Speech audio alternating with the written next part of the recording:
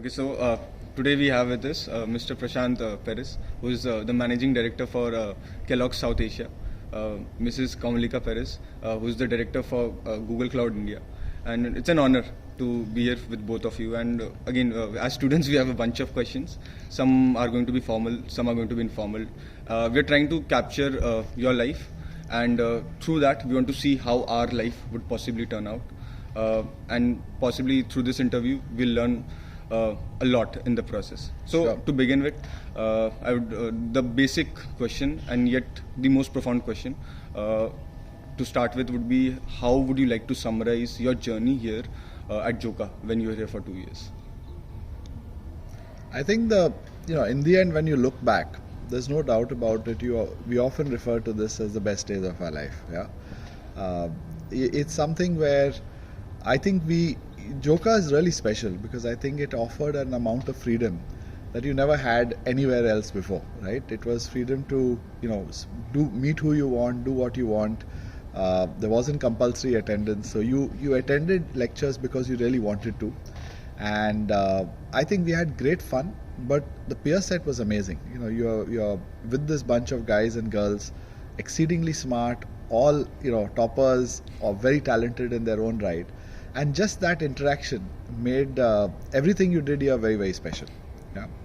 Yeah, I would add to that it was the first taste of adult freedom, but in a very controlled and safe space, right? So you could actually talk to people, get to know people, just experiment with activities that probably you had never done before, and join groups of people who are doing dramatics, music, everything. And really sort of try and understand what you wanted to do with the rest of your life. And for me, I think that was most important, is that it gave me a chance to reflect on what I wanted to do next in life. I think till MBA I was pretty much I'm just going to move on to the next thing, college, I'm going to move on to postgrad, but here was a chance to really meet people, understand myself as well, and really decide on how to forge my path ahead for the next phase of my life. And talking about what to do next in life, as we were talking earlier, it's very interesting that again the fact that he was an engineer and you were from non-engineering background. That's right. And how both of you have landed up in a different space altogether. How would you like to cover that? So that's very interesting. So like you said, he's an engineer, and I ended up working for a tech and engineering organization, and he of course went into FMCG and marketing right from the beginning. So I think for him it was more he went into internship with Hindustan Unilever, and then he of course got a job offer and went and joined them from campus. So he was quite excited by the FMCG space right from the beginning. For me, it was a more meandering path. So I actually went into TAS. I was selected by the Tata Administrative Services from campus. I was there for a couple of years. Then I went into consulting, and then from there I progressively moved to tech. Right. So I think both, if you look at our paths, he was a lot more focused on what he wanted, and he's kind of moved in that path, from a fairly early stage of his career. For me, it was, like I said, I wasn't fully sure of what I wanted to do, and I drifted here and there. But eventually, you do find your true north, and eventually you figure out what it is that you want to do. So both approaches work. So if you don't have it figured out now, don't worry, you're gonna get there. Precisely. I mean, a lot of us are confused as to what to do, what not to do, and while we are moving forward. What you have done in life. Again, we'd like to come back to Joka and somewhere explore how did both of you meet here, and how did that story pan out. And again, I think with your batch celebrating 25 years, I think for both of you also it must be around 25-26 years. Yes, together. that's right, since we met. So we were actually very close friends before we actually started going around. We happened to find ourselves in the same project groups in year one. Okay.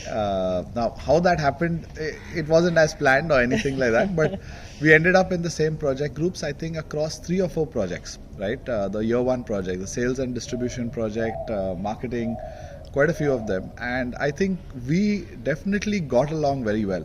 I think we were the ones who were doing a lot of the work in the project group, so we spent a lot of time together. I'm sure the other group members would disagree, but So that's why I'm not specifying which group. But we definitely spent a lot of time together, and I think it was only over summers where we realized it's something probably a little more than friendship, because she was in Mumbai. I'm from Mumbai, so I was living in my own house, but we caught up a couple of times.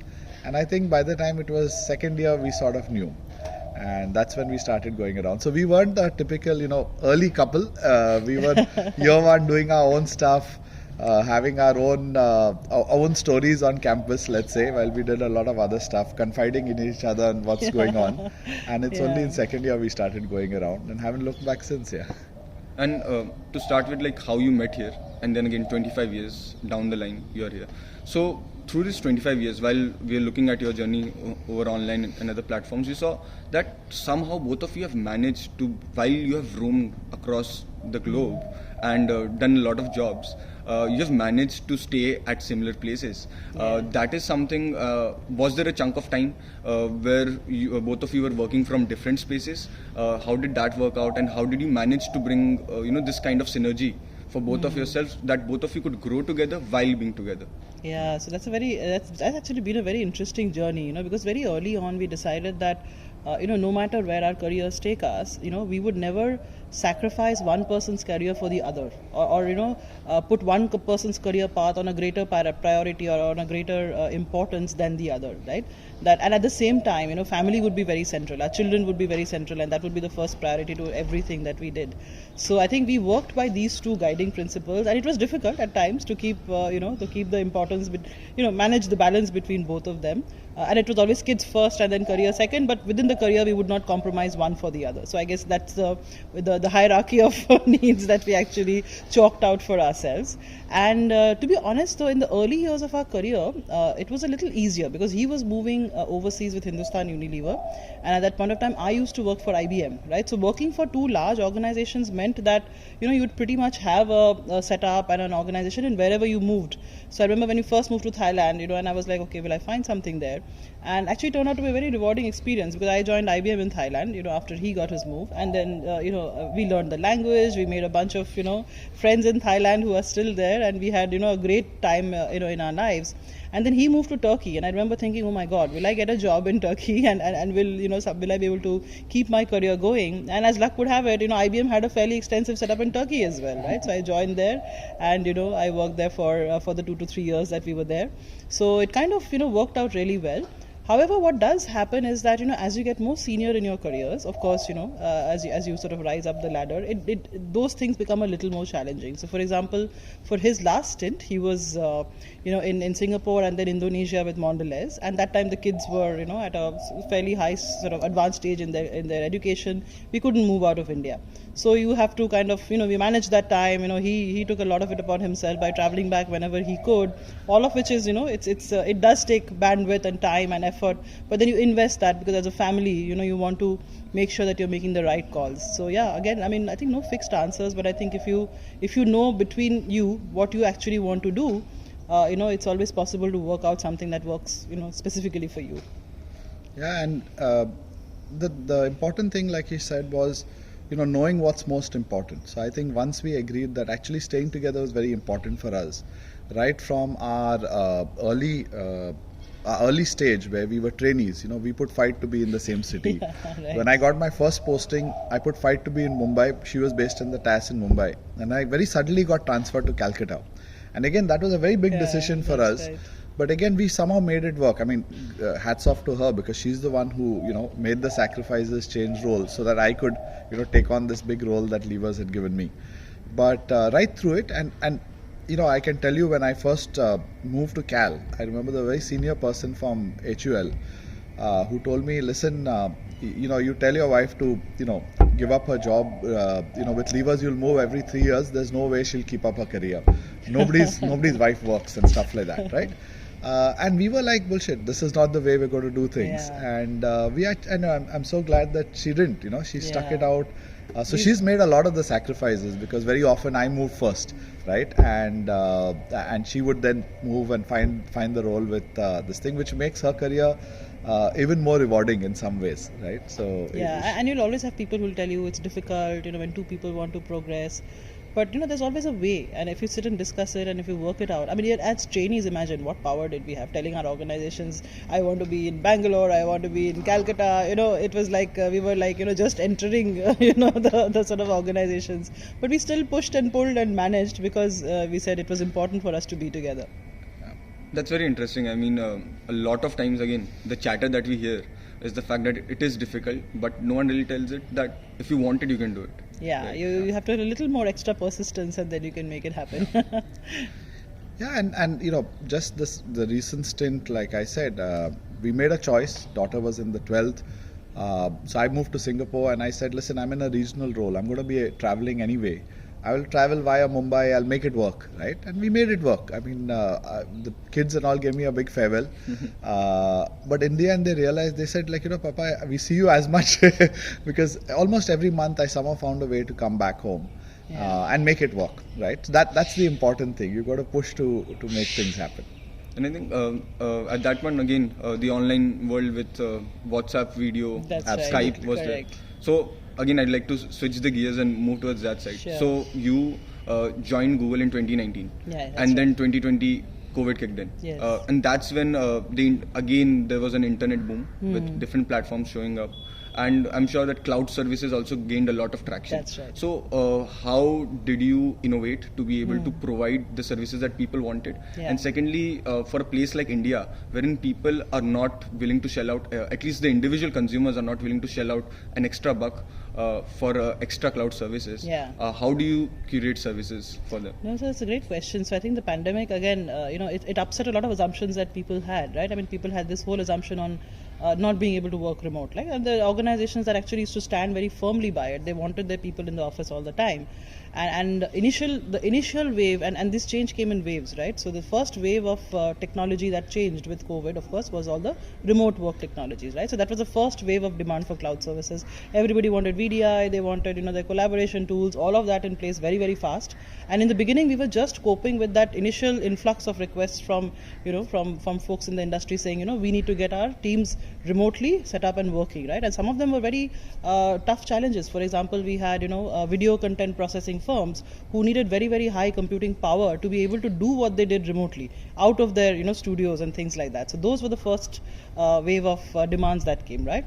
But as people settled into remote working, a lot of people realized that the things that they've been trying to use to digitally transform for a very long time were actually now within their grasp and actually made a lot of sense. For example, staying in touch with your customers, right? So for example, there was a very large bank that came and said that we need to set up our portal really fast because we want to be able to open a savings account completely online without any kind of human interaction. Now it sounds like it's normal, but at that point of time it was something we had to put in place very, very quickly, right? So a lot of these technologies, which were actually especially the customer facing technologies, was the next wave that actually moved very, very fast. And as you rightly said, at that point of time people weren't really looking at the ROIs with the same needle focus that they were earlier, right? And we were able to, and also cloud enables that really fast deployment of technologies, so we were able to roll out these things really, really fast, right? And the third wave came where people actually said that this is going to be there for some time. We need to realign our supply chains, we need to realign how we're actually working more broadly as an organization, how we're planning, how we're able to adapt our plans very quickly to the changing situation, to be able to actually service our customers better, right? So for example, there was a very large FMCG company that said, I want the ability to roll out my distributor networks or roll it back depending on where lockdowns are operating around the country, right? So those were more permanent types of change that came with the whole COVID situation. So one of the reasons, I would say, three waves, like I said, the first one was immediately staying in touch, second one was the need to service your customers, third one was more broader changes in supply chain operations and all of that fueled the overall digital transformation that we saw, right?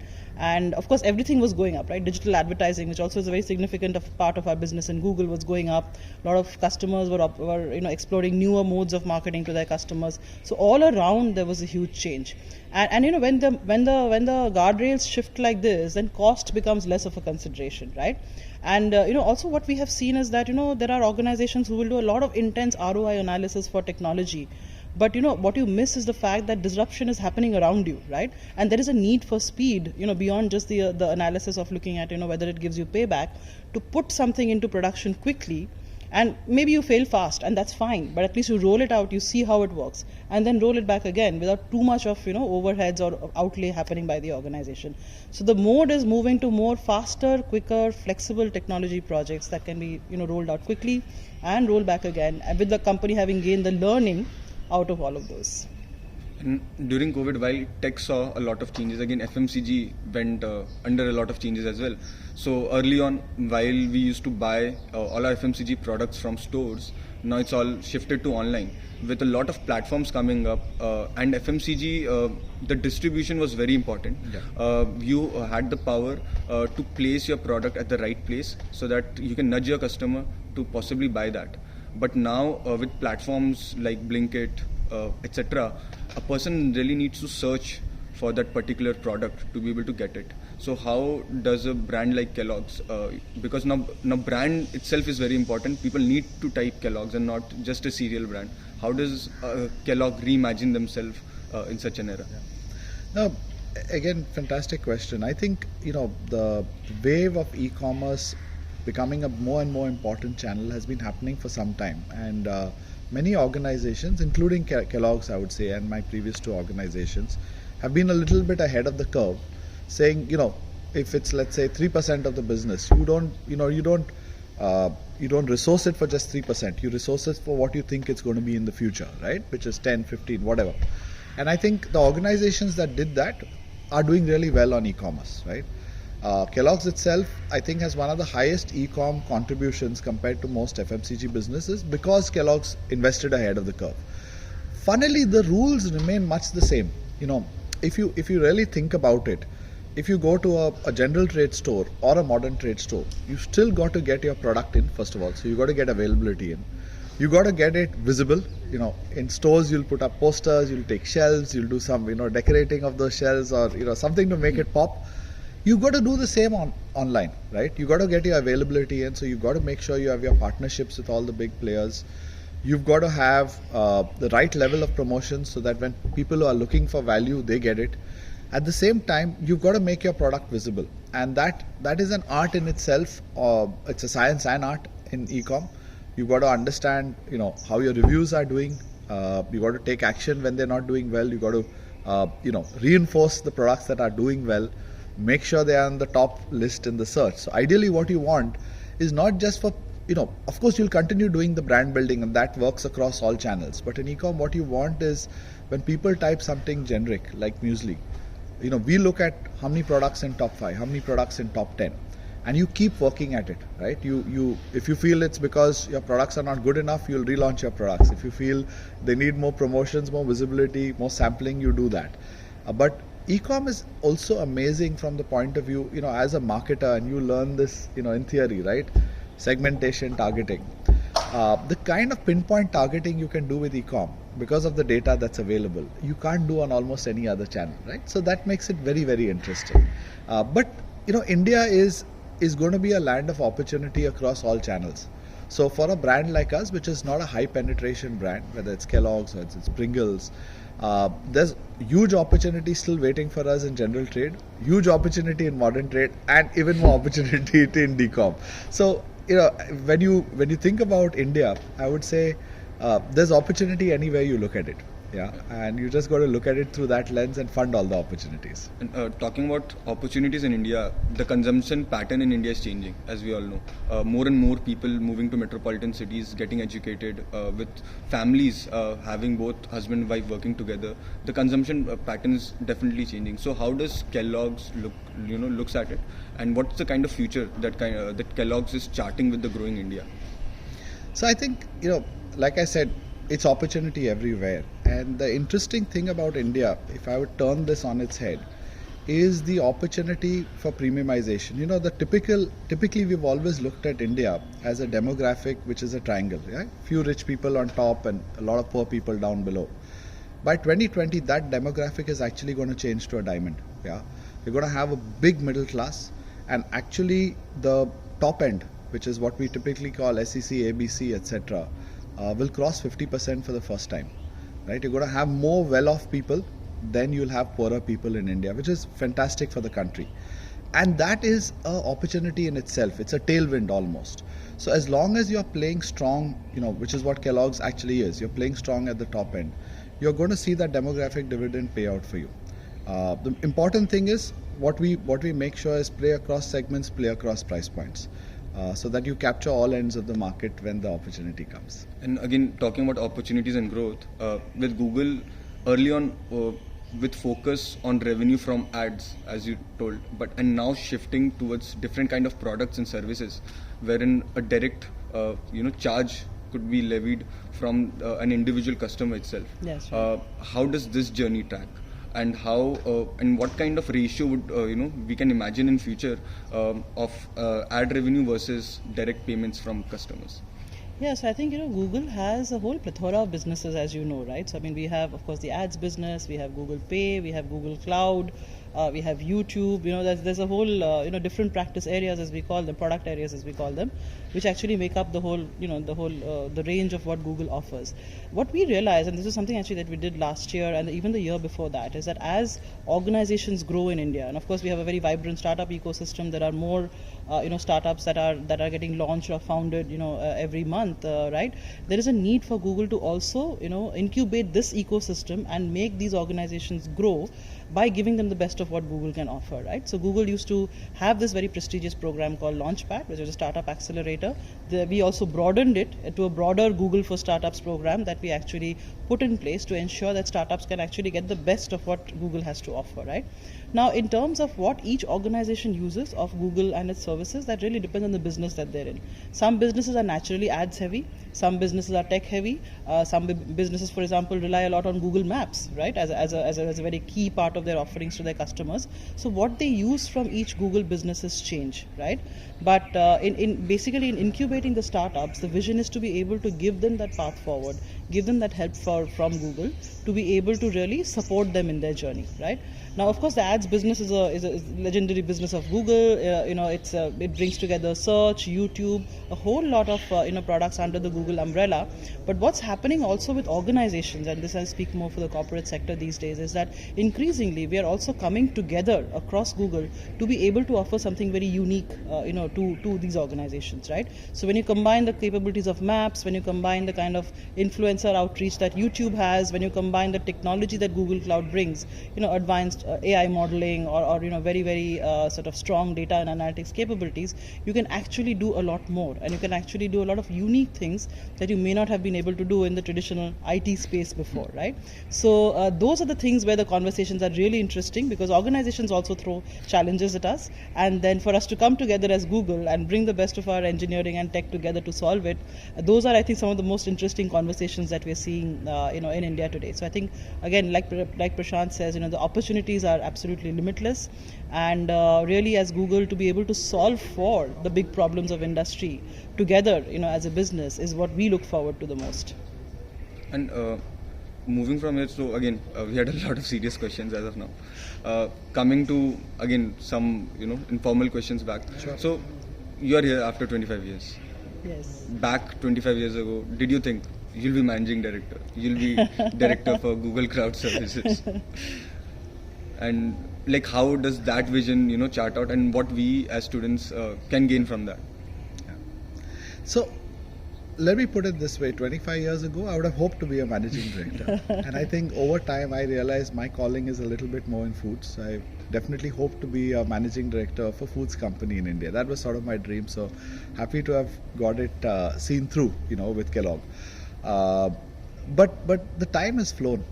Honestly, I mean, when we catch up with friends over here, one of the things we keep saying is it doesn't feel like it's been 25 years. So if you're having fun, if you're enjoying life, enjoying what you do for the moment, because I don't think you can plan careers all the way 25 years out. That's You right. sort of, my advice, and I coach a lot of people in my organization, I say plan your next 2 roles. After that, you never can say the way the world is going to turn up, right? You can have a North Star, that's somewhere where I want to go.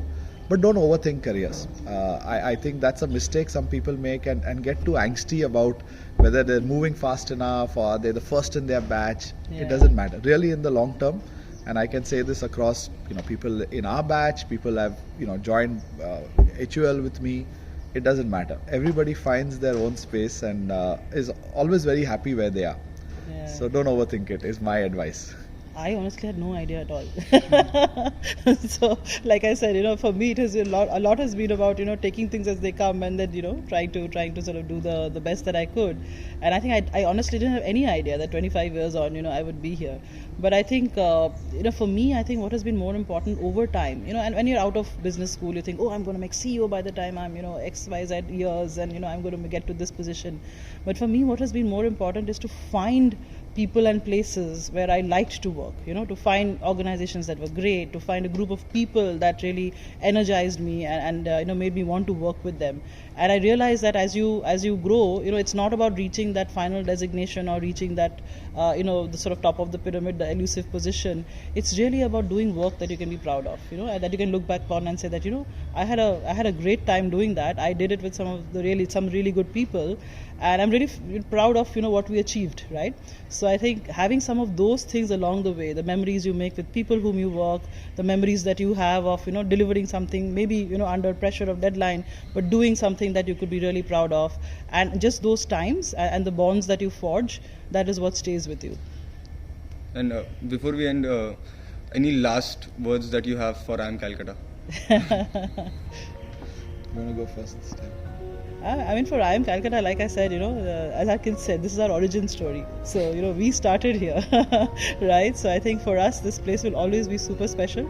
I think we actually grew into the future individuals that we would be, over here. So, I mean, this place could not hold more meaning for us than it does. Yeah, I think my message is, like I said, for me, IIM Calcutta was all about the peers that you had, your friends that you made around, and we're still very close to a lot of our friends from our batch, right? We catch up all the time. I think it's a very special time with very special friendships. Once you get into the work, you'll make a few friends, but these friends you make at college, and you could see us last night. We rewound the clock, danced like we were still on college. You will only be able to do that with your college friends. So this is a precious time, I would say. Yeah. So hang out is what I would. That's my advice to everybody about IIM. The special thing about IIM Cal was the amount of time we spent hanging out, waiting for slots on the computer. That was fun. We had to wait till 2 in the night. Enjoyed every moment of it. The times in the mess, the walks that we took around the lakes. Those are the things that we'll always remember. All the chatting, all the addas. So keep that spirit going in IIM Cal is and the party spirit. Yeah, so that's what makes this space special. Yeah, and I think the student body is just superb. You guys rock. Thank you so much. I mean, this part at least made our work. Thank you so much for being here. Thank you. It was really lovely to talk to both of you, and very insightful for us and for a lot lot of people who will be watching this video. Thank you so much. It was our pleasure. Absolutely. Take care Thank and you all so the best, guys.